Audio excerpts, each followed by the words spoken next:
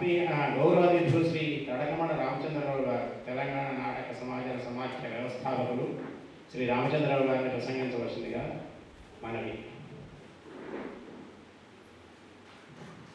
శ్రీ వరసిద్ధి వినాయకాయ నమః. సూర్యుని వారు సుదీర్ఘమైనటువంటి పుస్తక పరిచయం తర్వాత నేను ఏం చెప్పాలి, ఏం చెప్పినా కొరవైపోతుంది. ఎందుకంటే వీరు సంస్కృత తెలుగు భాషలలో పండితులు, పరిచయం చేసిన వారు సంస్కృతాంధ్రాల్లో విశేషమైనటువంటి ప్రజ్ఞ గలవారు. మీకు తెలిసే ఉంటుంది, ఇప్పుడు రామాయణాన్ని పూర్తి పద్యకావ్యంగా వ్రాస్తున్నటువంటి మహానీయుడు చాలా అరుదు. రామాయణం పూర్తి కావ్యంగా అరుదు. మహాభారతాన్ని కూడా కవిత్రయం వారు అంగీకరించారు, కానీ రామాయణాన్ని అంత గొప్పగా అంగీకరించిన వ్యక్తి లేరు. వారు దాన్ని పూర్తున్నారంటే వారికి ఈ వేదిక నుంచి వారికి సహస్రావందనాలు అర్పిస్తున్నాను. ఆంజనేయ శర్మ గారు, నేను శర్మ గారు అంటాను, వారు మాత్రం ఆ నిరాడంబరుడు. అందుకని శర్మ తీసేసి ఆంజనేయులు పెట్టుకున్నారు, వారాసి ఆంజనేయులు పెట్టుకున్నారు. నేను ఎప్పుడైనా అడిగాను, శర్మ గారు ఎందుకు తీసేసినవా? ఆంజనేయులే, ఆ ఆంజనేయుడే ఈ ఆంజనేయుడు చెప్తాను. వారు తెలుగు పండితుడు, నేను తెలుగు పండితుడిని. అది వారికి ఉన్నంత సంస్కృత ఆంధ్ర భాషా పండితం నాకు లేదు. అయితే నేను ఇక్కడ నేడుగల్ల దగ్గర పని అవతల పల్లెటూరులో పనిచేసేటప్పుడు వారికి అవతల గడ్డపిల్ల పనిచేస్తుండేవాళ్ళు, ఎప్పుడు కలుస్తుండేవాళ్ళు, మాట్లాడుకుంటుండేవాళ్ళు. అడ్మినిస్ట్రేటర్ నా తర్వాత కృష్ణమూర్తి గారి అడ్మినిస్ట్రేటర్. అయితే అక్కడ పనిచేసినప్పుడు మేము మధ్య కలుసుకునేవాళ్ళం. కానీ తర్వాత మహాలవాడ హై స్కూల్కి వచ్చిన తర్వాత ఇద్దరం తెలుగు పండితులమే, ఇద్దరం ఒకే హై స్కూల్లో ఉన్నాం. అది పంచుకొని చెప్పుకోవాలి ఇద్దరు క్లాసులు. అప్పుడు మేము ఇద్దరం కూడా చాలా సాన్నిహితంగా ఉండేవాళ్ళం. ఒకటే సీటు కూడా ఇప్పుడు ఎంత పక్క పక్కన కూర్చున్నామో ఆ స్కూల్లో కూడా ప్రతిరోజు పక్క సీటే మాది. కూర్చోవడం, మా ఇద్దరు లీడర్తో సాహిత్యం గురించి, నాటకాల గురించి చర్చించడం, నా నాటకాలను వారికి చూపించడం, వారు దాంట్లో మీకు సార్ చెప్పినట్టుగా కొన్ని సూచనలు కూడా ఇవ్వడం, అలాంటివి జరిగింది. చాలా గొప్పగా ఆ పరిచయం వలన నన్ను ఇప్పుడు వారు చాలా గొప్పగా ఆహ్వానించడం జరిగింది. తర్వాత ముఖ్యమైన విషయం ఏంటంటే, మీరు ఒక మంచి రంగాన్ని ఎన్నుకున్నారు. మామూలుగా సంగీతమపి సాహిత్యమపి సరస్వతి స్థానద్వయం అన్నారు పెద్దలు. ఏకం అపాదమధురం అన్యద ఆలోచనాత్మకం. అంటే సంగీతం సాహిత్యాలనేవి ఆ సరస్వతి అమ్మవారి పాడిండ. మనం అందరం ఆ బిడ్డలం, మనం ఆ పాలు రావాలి. ఒక పాలు తాగితేనేమో సంగీతం వస్తుంది, అది అపాదమధురమైనటువంటిది. అంటే ప్రారంభం నుంచి చివరి దాకా మాధుర్యంతో నిండి ఉంటుంది సంగీతం. భాషా భేదం లేదు, ప్రాంతీయ భేదం లేదు, అది అర్థమవుతుందా కాలేదా అన్న వ్యవస్థ లేదు, ఏది అవసరం లేదు. ఆ సంగీతం చూడబడితే చాలా ఆనందం. అందుకనే పూర్వం శిశురు వేత్తి పశువులు వేత్తి గానరసం పనికి అన్నారు. అలాంటి గొప్పది శిశువులను పశువులను విషసర్పాలను సైతం తలలోపించగల శక్తి సంగీతానికి ఉంది. అందుకని దాన్ని ఆపాద మధురం అన్నారు. రెండవది ఆలోచనామృతం. అంటే ఈ సాహిత్యం అనేది ఆలోచనతో అమృతమయమైపోతుంది. చూడగానే మనకు పూర్తి అర్థం కాదు, దాని లోతుకు పోవాలి, ఆలోచించాలి, ఇంకా పరిశీలన చేయాలి, అప్పుడు కానీ మనకు అమృతం దొరుకుతుంది. ఎలాగంటే ఒక చిన్న ఎగ్జాంపుల్, నారికేయం అన్నారు. నారికేయం ఎలా ఉంటుంది? పైకి చూడగానే దాని ముందు మొత్తం కూడా దానికి నారికేయాల యొక్క పీచు ఉంటుంది. అట్లాగే ఈ సాహిత్యంలో శబ్దాడంబరం ఉంటుంది. చూడగానే శబ్దాడంబరం అందంగా అనిపిస్తుంది. మనకు కూడా నారికేయం కూడా చూడగానే కాదు కొత్తగా అనిపిస్తుంది. అంతే, అది వేస్ట్ కాదు. మనం ఏమనుకుంటున్నాం, ఆ పీచు తీసేసి కొరకాయ అనుకుంటున్నాం. ఆ పీచు ద్వారా దాని పరిశ్రమలు స్థాపించి కొబ్బరి తాడు తయారు చేస్తున్నారు, కొబ్బరి వస్తువు తయారు చేస్తున్నారు. అది గొప్ప ఉపయోగకరమైనటువంటిది ఆ పీచు కూడా. కాబట్టి అలా శబ్దాడంబరం కనిపిస్తుంది. శబ్దాలంకారాలు ఉంటాయి. కాబట్టి ఎక్కువగా ఆలోచింపలేని వాళ్ళు శబ్దాలను చూసే ఆనందపడతారు. శబ్దాలు ఎట్లా రైలుగా విధంగా అటంగ భూమి సురుడంబర చుంబి శిరస్పరధ్యరీవడల భూర్ముహుర్ణ రవంగ విస్మరస్ఫుటనానుకూల పరిహుల్ల గ్లాభ కళావిజాలము కనక శరత్కరేణు కన కంపిత సారము శీతశైలము. అది చదువుతుంటే ఆయనకు అర్థమైనా కాకుండా ఎంత బాగుందిగా అనుకుంటారు.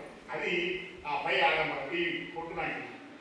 పొట్టు ఇంకొంచెం ఆలోచన ఏం చేస్తాడు, ఈ పీచు తొలగించి లోపల ఏమో చూద్దాం అనుకుంటాడు. అక్కడ ఒక అడ్డంకి ఎదురవుతుంది. అదేమిటి? టెంకే. టెంకే అనేది ఒక మనకు పటిష్టమైనటువంటి భాషా పాఠవంతో మనకు అది నిగూఢార్థాలతో అడ్డుగోడగా అనిపిస్తుంది మనకి. ఇంకా ఆలోచించిన వాడు ఆ అడ్డుగోడను తొలగించి చూస్తే మధురమైనటువంటి కొబ్బరి చూస్తుంది. ఆ మధురమైన కొబ్బరితో సంతృప్తి పడతారు ఇంకొందరు. ఇంకా కొంతమంది ఏం చేస్తారు, ఇంకా లోతుగా ఆలోచిస్తారు. లోతుగా ఆలోచించి కొబ్బరి కూడా తొలగిస్తే లోపల ఏం దొరుకుతుంది? కొబ్బరి నీరు, అమృతోపమానమైనటువంటి కొబ్బరి నీరు దొరుకుతుంది. ఆ నీరు తాగితే ఎంత ఆనందంగా ఉంటుంది. అలాగే ఈ సాహిత్యంలో కవితలను, కావ్యాలను, శతకాలను లోతుగా చదివితేనే దానిలో ఉన్న అసలు సారస్యం, దాంట్లో ఉన్న అమృతం మనకు అందుతుంది. అలా అమృతం ఏం చేశాడు? ఆ సంగీతం జోలిపోకుండా సాహిత్యం జోలికి వచ్చాడు. ధన్యవాదాలు.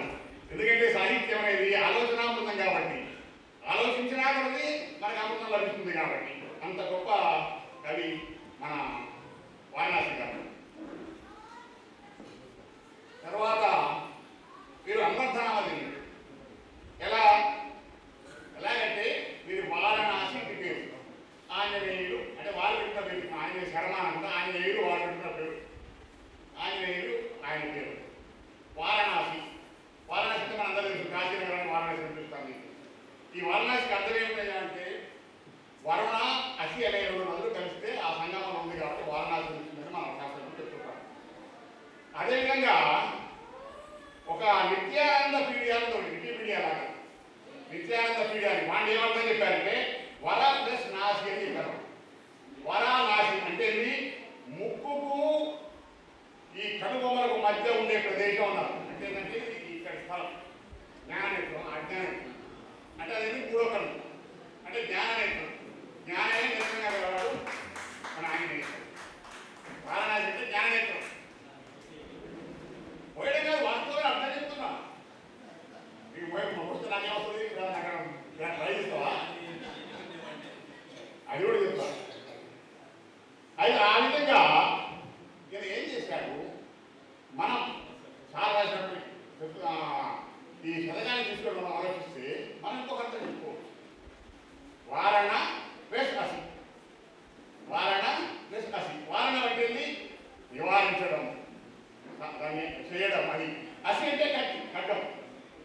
వారణాసి అంటే సమాజంలో ఉన్న వికృతిని, సమాజంలో ఉన్న చెడును తన పద్యాల ద్వారా ఖండించడానికి చేసినటువంటిది ఈ వారణ అనే ఖడ్గం. వారణాసి అనే ఖడ్గం ఇది. ఆయన ఖడ్గాన్ని ఎలా ఉపయోగిస్తుంది కదా? సామెతలనే ఖడ్గంగా చేసుకుని, పద్యాన్ని ఆ ఖడ్గానికి ఉరగా చేసుకొని అది ధరించి అవసరమైనప్పుడు కదిలిస్తూ సమాజానికి మెరుగులాగా హిమోపదేశం చేశారు వారణాసి. ఇది వారణాసికి ఉన్నటువంటి అన్వర్థం. కాబట్టి మీకు అన్వర్థమైంది వారణాసి అనే ఇంటి పేరు అన్వర్థమైంది. ఒకటి.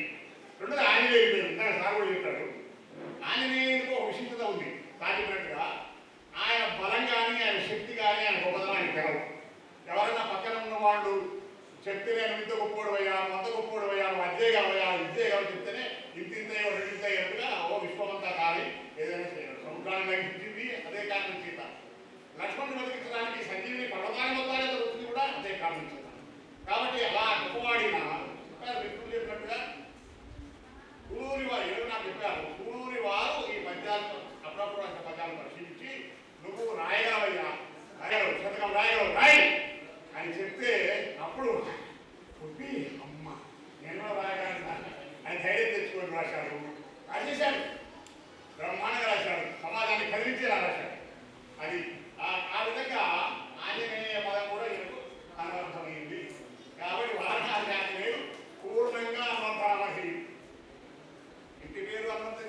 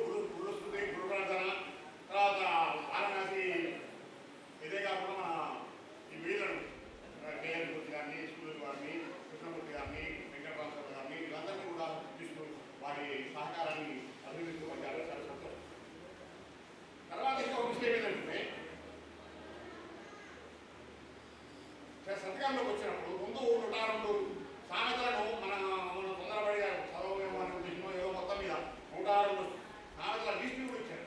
మనం సులభతరం చేశాం.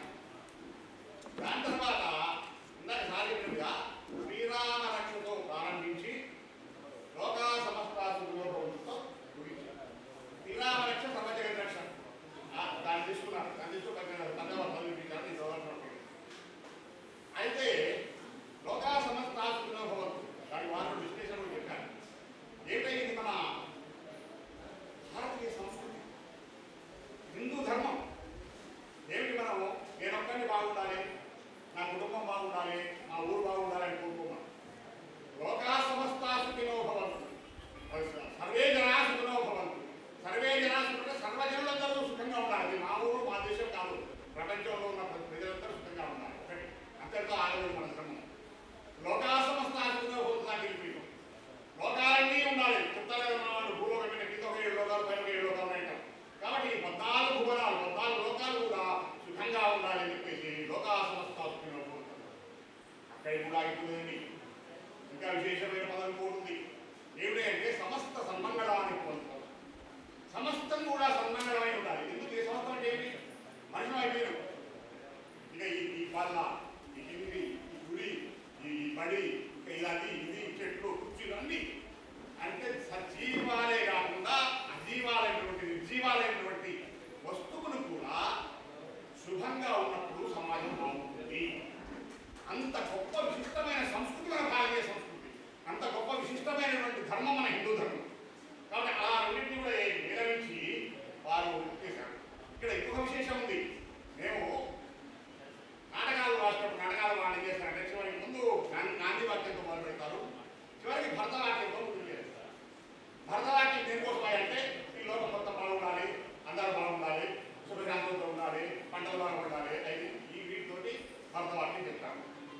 సేమ్ మీరు ఆ నాటకాన్ని అక్షరాన్ని కూడా బయట పెట్టారు.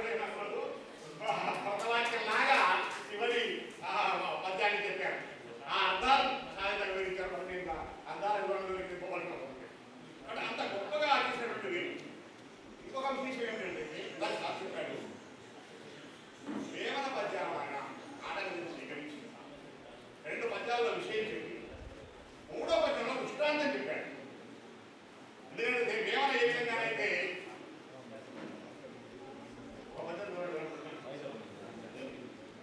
అలుగుడిముడు వరకు ఆడంబరంగా సజ్జనుడు వరకు చల్లగా కంచులోగినట్టు కనకములోగిన ఆ రెండింటిని చెప్తూ అన్నింటికి ఏం దృష్టాంతం పెట్టాడంటే కంచు గట్టిగా మోగుతుంది అంటే అలుగుండాలి, కనకం మోగున కనకము మోగదు, ఇక్కడ మంచి మాట అడుగుతుంది. కాబట్టి అలాంటి దృష్టాంతాలు పెట్టుకుంటూ ప్రతి మధ్యలో కూడా ఎక్కడో ఒకటి ఉంటుంది మిత్రుల తప్ప మిగతా అన్నింటిలో కూడా దృష్టాంతాలు పెట్టుకుంటూ వేమనను గుర్తు చేశారు. మనం గుర్తు చేశారు, అంత గొప్పగా రాశారు. ఇంకా ఒక విషయం ఏంటంటే సామెతలు పైన తగ్గిస్తూ ఆ సామెతను అనువర్ధం చేస్తూ అంటే దాన్ని సమర్థిస్తూ పద్యాలు ఒక్క చోట మాత్రం వ్యతిరేకిస్తారు. అదే టైటిల్ అందరి ద్రాక్ష పుణ్యం. ఈ పుస్తకం మీద అదే ఉంది, ఆ బ్యానర్ మీద అదే ఉంది, అందరి ద్రాక్ష పుణ్యం. అన్నిటికీ భిన్నమైనది ఈ పద్యం. అన్నిట్లలో సామెతలు గమనించుకుంటూ వస్తే ఇక్కడ విభేదించాడు. ఎందుకంటే అందరి ద్రాక్ష పుణ్యం ఎట్లా అవుతుంది అది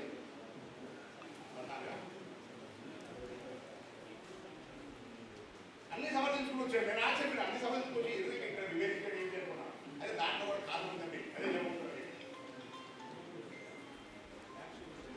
22 అందరి ద్రాక్ష పుణ్యం. మనకేం చెప్పుకుంటాం అంటే అందరి ద్రాక్ష పుణ్యం అంటే ఒక లక్క వచ్చింది, ఆ ద్రాక్ష కోసం ప్రయత్నం చేసింది, అది అందలేదు, చివరికి అది నిరాశ చెంది ఇది అందరి ద్రాక్ష కాబట్టి ఇది విజయగుడి ఉండదు, విజయగుడి ఉండదు, ఇది పుల్లటి పండు, అందుకే నాకు అందరి చెప్పేది నేను. అంటే ఇది ఒక మనిషి ఒక ప్రయత్నం చేసి అది అన్నప్పుడు అది విజయం సాధించినప్పుడు అది మనకు పనికొచ్చే పని కాదు అని చెప్పేసి అపోహపడి వెళ్ళిపోతాం, నిరాశ తిరిగి దాన్ని ఎలా పూజించాడు చూడండి. చాలా గొప్పగా ఉంది ఈ మధ్య.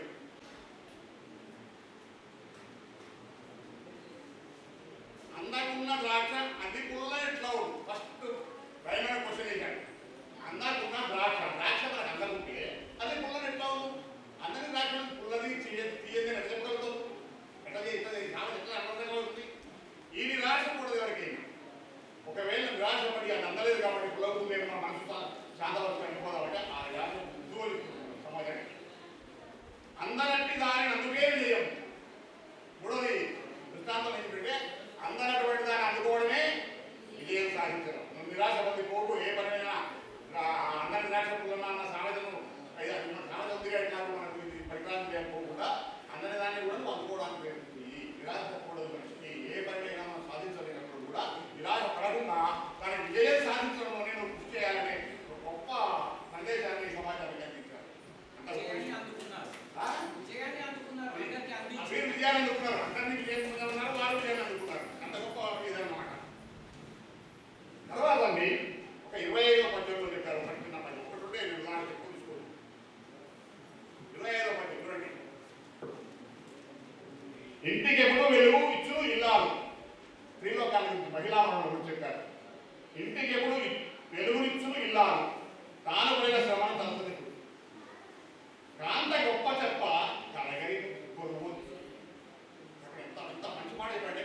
కాంత గొప్ప తెలుస కలగని కొరువు. కాంత గొప్ప చెప్ప కలగని కొరువు అంటే ఏమిటి? మనం అనుకుంటాం స్త్రీలను కొవ్వొత్తులా కరిగిపోతున్నారయ్యా. నిజమే, వాళ్ళు కొవ్వొత్తులా పనిచేస్తున్నారు. ఉదయం ఎప్పుడో తెల్లవారు మన అందరికంటే వదిలేస్తారు, రాత్రి అందరికంటే చివరి పడుకుంటారు. ఈ మధ్యలో ఎన్ని శ్రమలు పడతారో, ఎంత కష్టపడతారో, ఎన్ని బాధలు పడతారో, కష్ట నష్టాలు బాధలు అన్నీ అనుభవిస్తారు. అయినా కొవ్వొత్తి కరిగిపోతూ ఎంత వెలుగుతుందో అలాగే వెలుగునిస్తారు. కానీ కరిగిపోదు. ఎందుకు కరిగిపోతాయి అంటున్నా అంటే ఇవాళ పొద్దున్న తర్వాత బాధలు పడి పడుకున్న తర్వాత అబ్బాయి అందరూ కావాల్సుకున్నాను మనసు శాంతి ఆనందపడింది. పొద్దున తెల్లవారిన లేచి మళ్ళీ కొత్త కొవ్వొత్తి లాగా మళ్ళీ వెలుగునిస్తూనే ఉంటారు. వాళ్ళకి విశ్రాంతి లేదు, సెలవు లేదు, అలసట లేదు, రోగం లేదు, వస్తుంది లేదు. రోగం వచ్చినా కూడా అక్కడ పడుకొని పెట్టుబడి కూడా అదేమైంది ఇదేమైంది ఇదెందుకు లేదు అదంతా అనుకుంటారు. కాబట్టి అలాంటి లేవు. కాబట్టి ఆ గొప్ప పదాన్ని ప్రయోగించారు. కాంత గొప్ప చెప్ప కలగని ప్రవృత్తి. ప్రవృత్తి వెలుగుతూ కాంతులు అంటే వెలుగు వచ్చిందని అయిపోతుంది. వెలుగు వస్తేనే మనకు చైతన్యం. అది కూడా మనకి ఏం కనపడదు. రాత్రి కూడా కనపడాలి. మనకు చైతన్యం కావాలంటే ఒక లైట్ కావాలి. అది ప్రవృత్తి. ప్రవృత్తిని తీసుకుని చూస్తే ఆ వెలుగులో ఏదైనా కనిపిస్తే గుర్తిస్తాం అంటే మనం చైతన్యవంతం అయ్యాము. కాబట్టి అంత వెలుగు ఇస్తూ తను కష్ట నష్టాలు బాధపడుతూ మిగతా కుటుంబ సభ్యులందరికీ వెలుగునిస్తుంది, చైతన్యాన్ని ఇస్తుంది. ఆమె అంత గొప్ప స్త్రీ మూర్తి వచ్చినటువంటి గొప్ప శ్రీవాణి. ధన్యవాదాలు. తర్వాత చావు పుట్టుకలు అనేది 49వ పద్యంలో చెప్పాడు.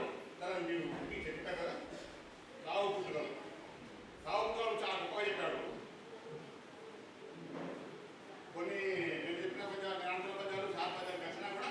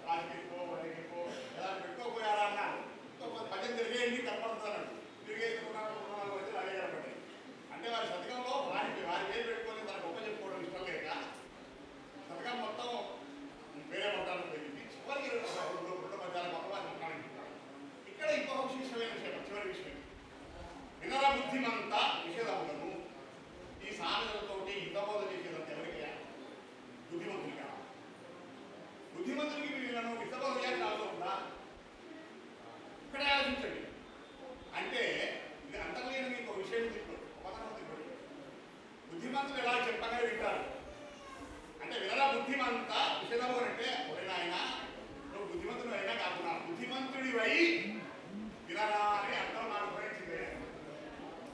వినరా బుద్ధిమంత అంటే బుద్ధిమంతుడివై వినరా అని నువ్వు దుర్మార్గుడైనా చెడువాళ్ళు ఎవరైనా సరే కాదు బుద్ధి తెచ్చుకొని నా మాట వినగా ఈ సాధన గురించి చెప్తున్నా నేను నిరబోధ చేస్తున్నా విని నువ్వు పాల్గొన్నావు అని చెప్పేసి చెప్తున్నాను. అంత గొప్ప విశేషం చెప్పినటువంటి ఆదివాసీ సంఘానికి నేను ప్రత్యేకమైనటువంటి ఆలోచన తెలియజేస్తూ నాకు ఈ అవకాశం